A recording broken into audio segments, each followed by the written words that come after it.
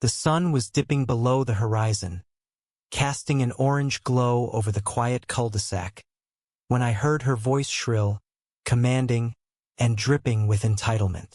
"Those keys. Hand them over. That Corvette's mine." Karen, the HOA president, stood in my driveway, her manicured finger jabbing at my cherry-red 1978 Corvette Stingray. My pride and joy. I froze, keys dangling in my hand, stunned by her audacity.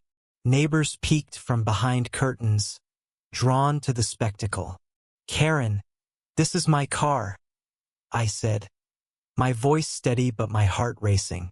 She smirked, clutching a clipboard with official HOA papers, claiming I'd violated some obscure parking rule and the car was now community property. Her eyes gleamed with triumph, as if she'd already won.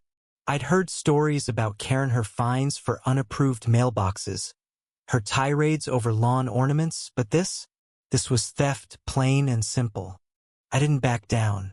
I pulled out my phone, showing her the title, the registration, every document proving the Corvette was mine.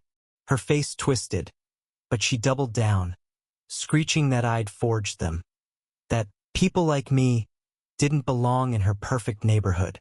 The truth hit me like a punch. This wasn't about the car. It was about control, about her need to dominate. I started recording, capturing her every word, her every sneer. "You'll regret this," she hissed, snatching the keys from my hand when I hesitated for a split second. She marched toward the Corvette, her heels clicking with purpose, as if she could just drive away. But I wasn't alone.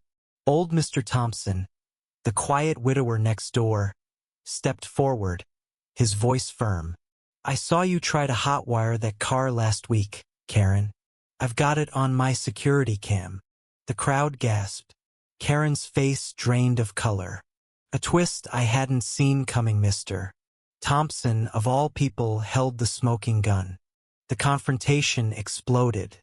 Karen spun around, screaming that Mr. Thompson was senile, that his footage was fake. But the neighbors weren't buying it.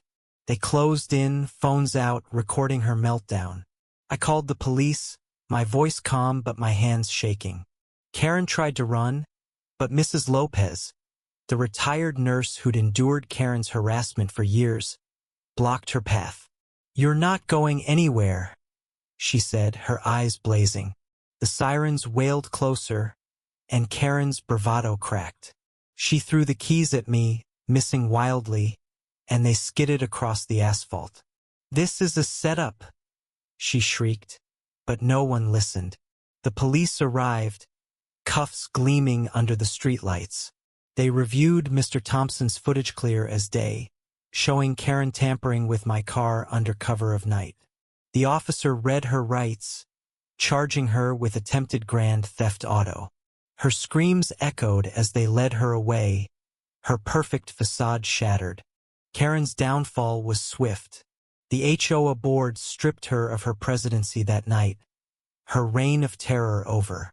The neighborhood buzzed with stories, her bullying, her lies, her obsession with power. The local news picked it up, dubbing her Corvette Karen. Her mugshot plastered online. She faced jail time, fines, and a civil suit from me for damages.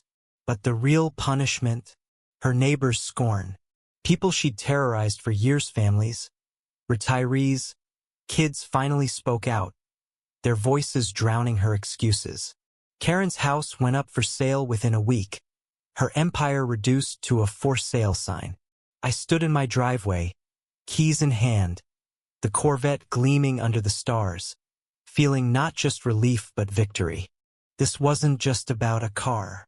It was about standing up, about exposing a bully who thought she was untouchable. Mr. Thompson, Mrs. Lopez, the neighbors, they reminded me that community isn't about control. It's about courage, about truth. I drove the Corvette the next day, windows down, the engines roar a song of freedom. Karen's empty house loomed as I passed, a monument to her greed. We all have a Karen in our lives, someone who demands, who takes, who thrives on fear. But they can fall. They do fall. When we stand together, when we speak out, we win. So, what do you think? Was Karen's punishment fair, or did she deserve worse? Share your thoughts, because right and wrong aren't always black and white.